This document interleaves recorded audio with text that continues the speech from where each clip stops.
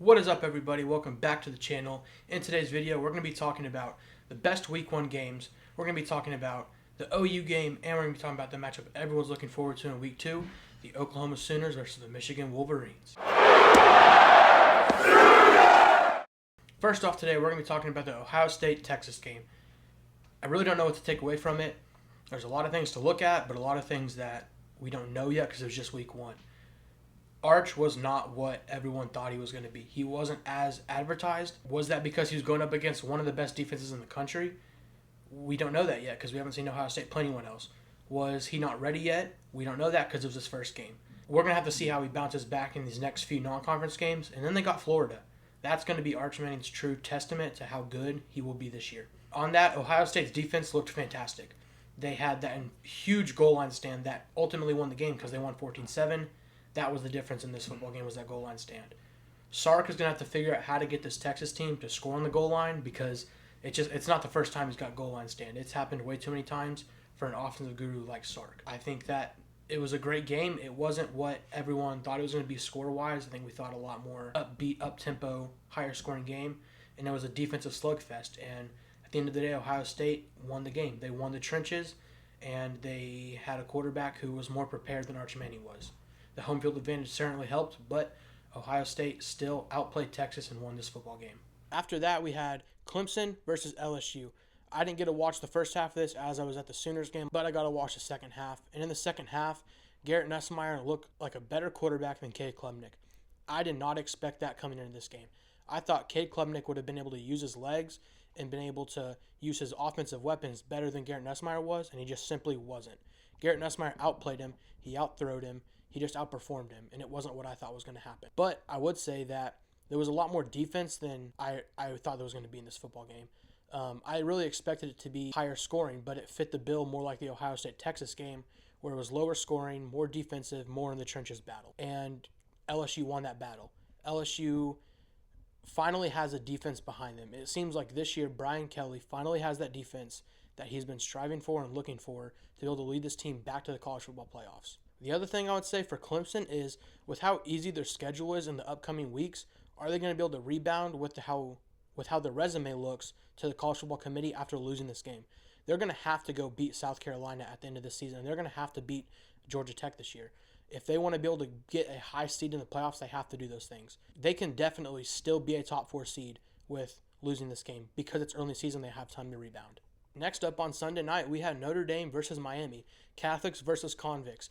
This was a game that I was looking forward to, and it delivered. In my opinion, this was the best game of the weekend. What was Notre Dame's game plan? You have a young quarterback.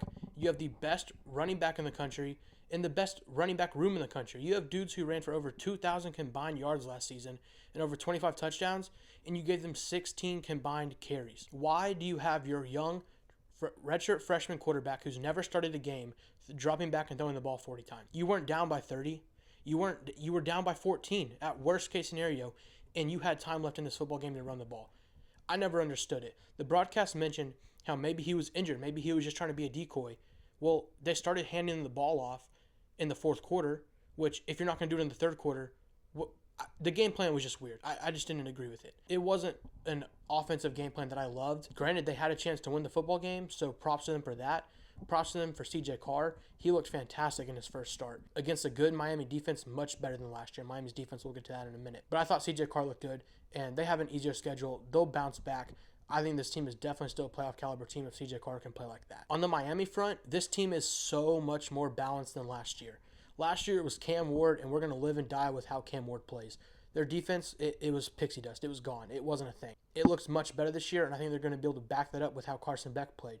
We had questions about his arm and how healthy he was. He looked healthy, he looked on time, and he was in rhythm with his receivers. It was a great game for Carson Beck. I thought he played fantastic. I think one of the biggest things, talk about Malachi Toney. True freshman, have yourself a game. I think he was one of the standout players from this weekend. As a true freshman against a team who runs a lot of man coverage, Miami knew that. They came in and they were running man-beater routes for Malachi Toney, and these weren't tough, developed routes. Simple zigs. Simple, make the corner think I'm running across, pop out, easy catch, and he was catching after yards. Notre Dame's defense usually can catch up to those guys. They just weren't. Malachi Toney outplayed Notre Dame's defense tonight. Next up, let's talk about the Oklahoma Sooners versus Illinois State game. I think I'm going to start off with John Mateer looked great in his debut. He broke Baker's record for most passing yards in a first game at Oklahoma, over 350. We had 495 total yards of offense. That's great. Last year, we weren't doing this stuff. The offense looked more fluid. We had a passing game. John Mateer had 10 passes in the air for over 20 yards. I heard on Locked On Sooners, they said last year Jackson Arnold had 27 total all season. We had a third of that in this one game. John Mateer looked great. Keontez Lewis, he might be John Mateer's favorite target. He was out there. He looked fantastic. He had 2 touchdowns, 119 yards on 9 catches. It was a fantastic game for the receiver corps. Deion Burks looked great. He had that great fade ball, one-handed catch, the right sideline. That was just a beautiful play by Mateer and Deion Burks. Mateer looked like he was comfortable and fluid in this offense. Granted, it was a very vanilla offense, but he looked fluid. He had good rhythm and good timing with our receivers, and that was great to see. Another thing on the offensive side is Jaron Kanak looks fantastic at tight end.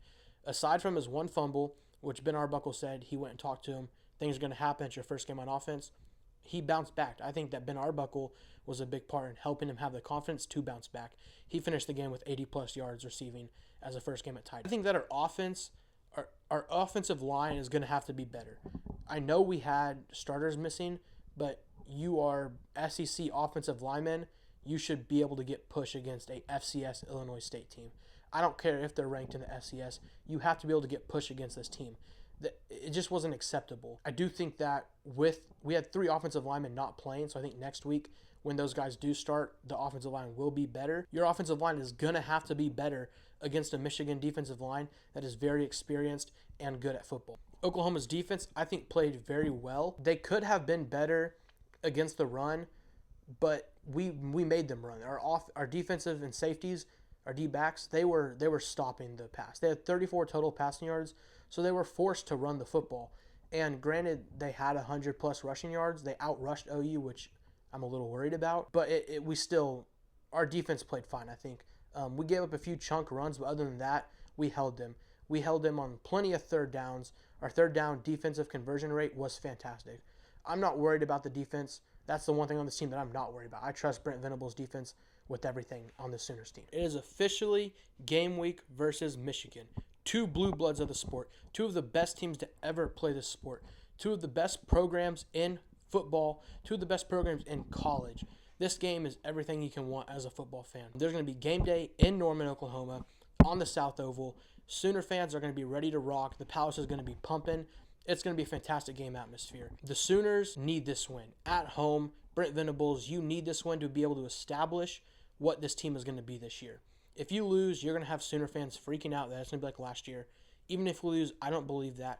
But this game is a game where if you win, you can really establish a foundation of what this team's going to be this year. Some of the big things in this game is that Jayshon Barham, he's going to be out in the first half. That is Michigan's linebacker. That is their Kip Lewis of their defense, per se. He's going to be out the first half after a penalty. He's suspended for a stupid call, in my opinion. It was a pure football play. There was no targeting. He wasn't trying to target the quarterback. He tackled him, and he fell on top of him, and the helmets hit. I think it was a dumb call. As a Sooner fan, I don't care that it was a dumb call. Let's keep him out the first half. It benefits Oklahoma. Oklahoma is going to have to win this game in the trenches. It is going to be a trench battle between OU and Michigan. Michigan is a team that traditionally, they are a trench-winning team. They like to go control the trench. They like to have good running game. They like to have a great defensive line. OU is going to have to prove that they can beat Michigan in that if they want to be successful in the SEC this year. OU is going to have to be able to contain Justice Haynes, who ran for over 160 yards last week against New Mexico. They're going to have to contain these, make Bryce Underwood use his arm to win this game. If Bryce Underwood shows up and uses his arm and beats Oklahoma, I'm content with that. I'm fine with it. Let that be the reason we lose, not because we got bullied in the trenches and because Justice Haynes runs for 200 yards on this OU defense. I think for this Oklahoma team, John Mateer is going to have to win this football game for Oklahoma. He doesn't have to win the game, but he's going to be a big part. We're going to need Jaden Roth to be healthy. That's a question mark that I don't know if anyone knows the answer to right now. There's been a lot of mixed signals about his health. He came in and played 1 snap against Illinois State, but didn't play any more than that on offense. He played 2 snaps, 1 rush. It just didn't make sense to me. So we're going to have to see, is he going to be there in this game too against Michigan? We're going to need him. We're going to need Torrey Blaylock to be healthy with that shoulder. Hopefully he's fine because we're going to need him in the running game. We're going to have a balanced offense, and I trust Ben Arbuckle to have an offense that's balanced already. I also trust John Mateer that if our offense can't be balanced, I trust him to make plays. He's going to be able to use his legs a lot more than he did against Illinois State. He's going to have to against Michigan. I wouldn't be surprised if he rushes for over 50 yards. OU, I'm curious how much pizzazz in this offense does Ben Arbuckle implement. We went very vanilla last week. How many wrinkles and how much motions are we going to put in this offense to try to confuse Michigan's defense? Michigan's defense last week did not look very great. Against New Mexico, it wasn't a great defensive showing. I think if Michigan has concerns in this game, it is, can our defense bounce back from week 1 and be better against Oklahoma? I don't think they can be. Well, let me take that back. I think they can be better. I don't know if they're going to be good enough to stop this Oklahoma offense with how John Mateer looked in week 1. I think for my sports betting friends who watch, I think one of the biggest things is, does the point total in this football game fall with the under like most of these week 1 games have? Clemson, LSU, everyone thought it was going to be a shootout. It wasn't. Ohio State, Texas, everyone thought it was going to be a much higher scoring game than 14-7. It wasn't. Even the Notre Dame, Miami game was higher scoring, but it was lower scoring than I think most of America thought it was going to be. Does this Oklahoma-Michigan game fall under the same boat? Is it a more defensive battle, or is it a battle of what offense is more fluid and what offense is better in this football game? Those are my takes on the Sooners game. In my final prediction, I think the Oklahoma Sooners are going to beat Michigan with a score of 31-27.